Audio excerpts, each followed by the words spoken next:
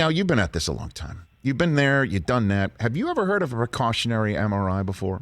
You know, just to stick yourself in that tube, just to see what's what, just to make sure you're feeling good about yourself, or what is going on with Dak Prescott right now? I actually have. You have heard of that? I have many, many, many times, and this is all so normal. The fact that everyone treated it as not normal, I was like fairly surprised. And then I saw the tweet that the tweet that the Cowboys themselves put out. Yeah.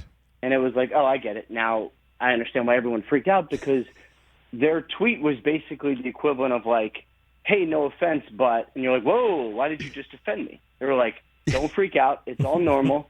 Dak's getting an MRI. And I'm like, now I have to freak out. Like it was ridiculous. But I also know that the Cowboys Twitter account, much like a website, are not run by the football people. They kind of have their own mind, so I get it. Okay. Dak is going to be okay. He really is. It really is precautionary. It really is non-structural. He really is going to be fine. Why are they consulting the Yankees and the Rangers then? What's that all about? Is that precautionary too? Yeah, I mean, the Yankees and the Rangers thing I thought was kind of interesting, mainly because Dak has a pitcher's injury. Like, it feels like if you kind of put your hand probably like 6 inches under your underarm, that's kind of where it seems like the injury is, which is, I feel like, a sort of follow-through pitcher injury rather than a quarterback injury. It's just not something they see all the time. If you have access to good medical sources, like the good Cowboys people do, then consult them. And, it makes sense. It's due diligence. It is a quarterback, so freaking out is expected and okay.